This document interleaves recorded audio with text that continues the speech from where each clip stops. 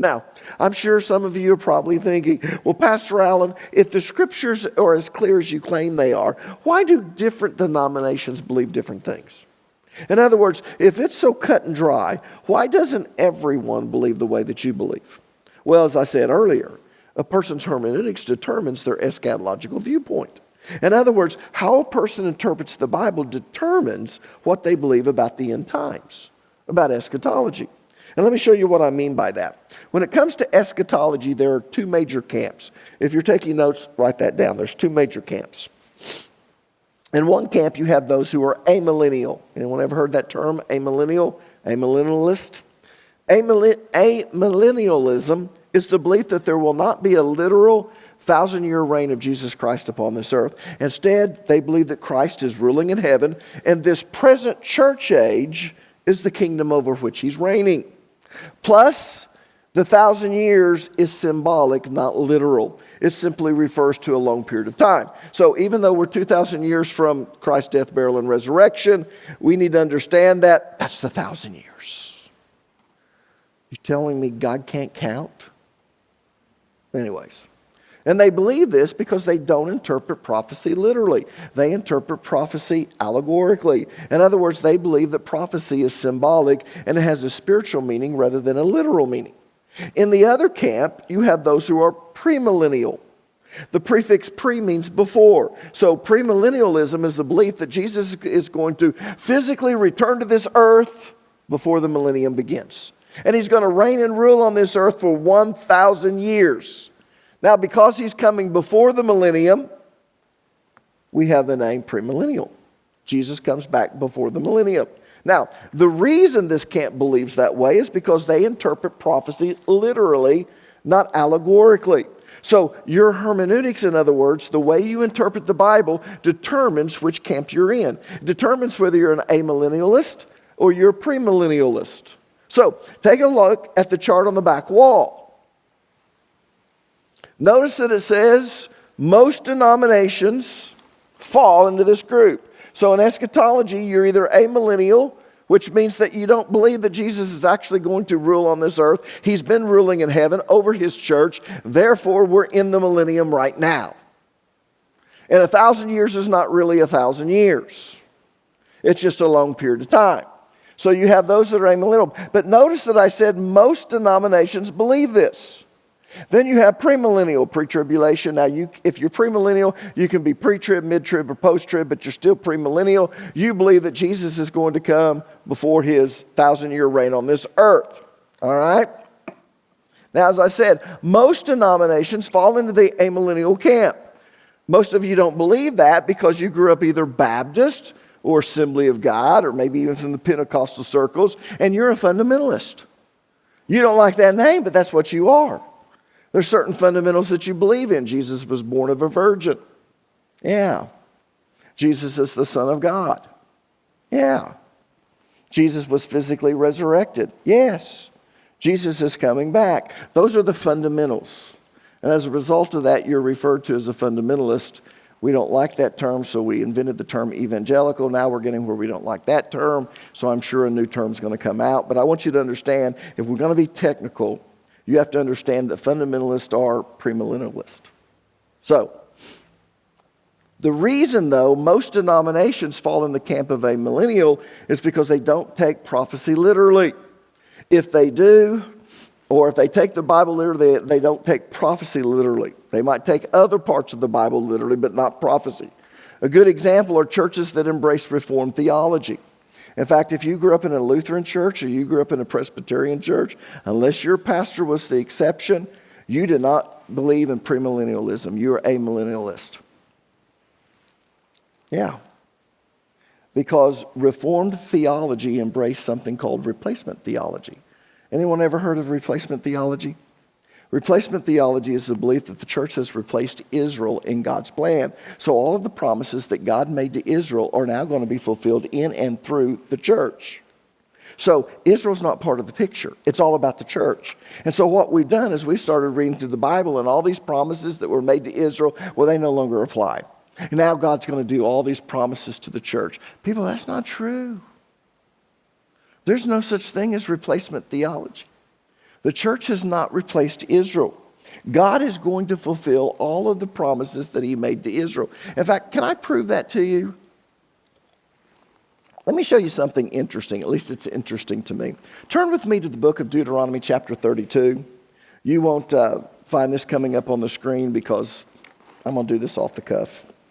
Notice what it says in verse 20 and 21.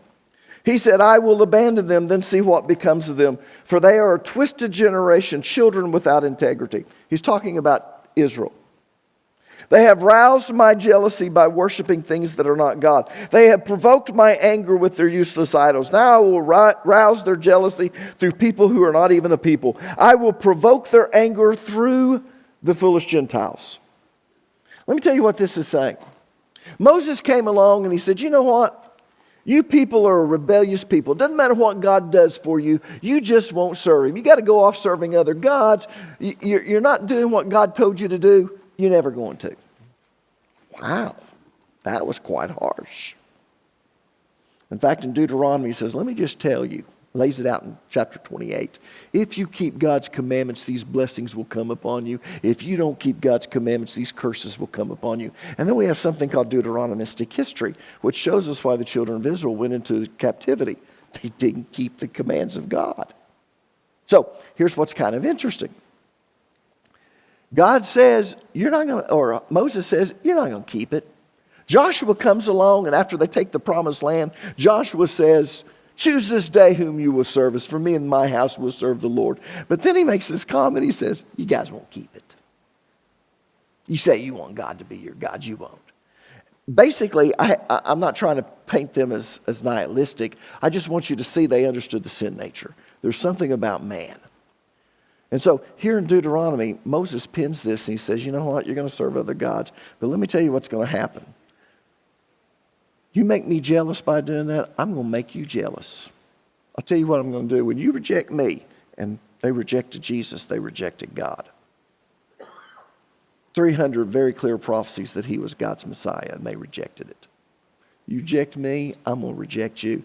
But you made me jealous, I'll tell you what I'm going to do. I'm going to make you jealous through the Gentiles. Paul quotes this in Romans the 11th chapter. Turn with me, if you would, in the book of Romans chapter 11. Let me read something to you. This is verses 11 and 12. And basically the question is, Paul is saying, okay, the Jews rejected Jesus. Does that mean God is through with Israel? And you know what Paul says in Romans chapter 11? God is not through with Israel. The church does not replace Israel. Notice what he says. Did God's people stumble and fall beyond recovery? Of course not. They were disobedient. So God made salvation available to the Gentiles. But he wanted his own people to become jealous and claim it for themselves. You know what's interesting? He's quoting Deuteronomy chapter 32. He's saying God's not through with Israel. You need to understand, we're taking up the church before it ever begins. But once that tribulation starts, it has one purpose and one purpose only. And that's to bring the nation of Israel to a saving knowledge of Jesus Christ. And when they repent and begin to beg Jesus to return, Jesus comes back to this earth. He sets up his kingdom on this earth. He rules from Jerusalem. And all of the covenant promises that he's made to Israel will be fulfilled. Yeah. Now, churches that embrace Reformed theology and replacement theology, they embrace that most of the Bible is to be taken or interpreted literally, but not all of the Bible. When it comes to prophecy, they interpret it, guess what? Allegorically. That's why they align with the Catholic Church when it comes to eschatology. If you look at the Presbyterians, the Lutherans, all of the Reformed churches, they align with the Catholic Church when it comes to eschatology. Why? Because the Catholic Church interprets prophecy allegorically. Augustine, some of you pronounced him Augustine, was an admirer of Origen, and Origen embraced the allegorical interpretation of all Scripture. So Augustine, who set up really the Catholics' belief on what eschatology is, took it all allegorical. Yeah. Now, denominations that believe that the Bible should be interpreted literally, including prophecy, will be premillennial because we read the Bible literally. We interpret it literally. So as I said, where you are on this chart is determined by your hermeneutics. If you're an amillennialist, it's because you don't believe the Bible. At least you don't believe it's to be interpreted literally. If you're premillennial, it's because you believe the Bible says what it means, and it means what it says, and you interpret it literally. Yeah. Now, let me be honest with you. Communication is impossible if we do not interpret what's being said literally. And let me give an example to illustrate what I'm talking about. If I said, I'm going to go to town in order to buy toilet paper, you can interpret what I said either literally or allegorically. If you interpret what I said literally and someone says, where did Alan go? You would say, Alan went to town to buy toilet paper. If you interpret what I said allegorically, you would say, he's going to town, and town is where there's lots of people, and toilet paper is to clean up a mess, wipe up a mess. Things that are filthy. You know what? He's going to go talk to a bunch of people and try to clean them up. Alan went to preach. Yeah. That's the conclusion you might come, or something else. Why? Because you don't take what I said literally. People, communication's impossible if we don't take it literally. But we also have to understand that figures of speech are used.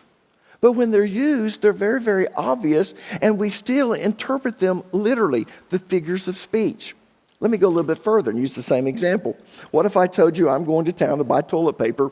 Bobby is going with me. Bobby is a hoot. He keeps me in stitches. Now, if you believe that literally, you believe I'm going to town to buy toilet paper. Bobby's coming with me. He's a hoot. What does that mean? He's funny. He keeps me in stitches. I'm always laughing. Yeah. You interpret even the figures of speech literally once you know what those figures of speech mean. But I want you to understand, if you don't interpret the Bible literally, you make it say, and you can make it into anything you want it to say. We don't do that. There were over 300 prophecies for Jesus' first coming. He fulfilled every one of those prophecies literally. What makes you think he's not going to fulfill the prophecies about his second coming literally if he did the first coming? Here's what's interesting. There are 8 times more scriptures on the second coming than his first. There's over 300 for his first coming. There's over 2,500 for his second coming.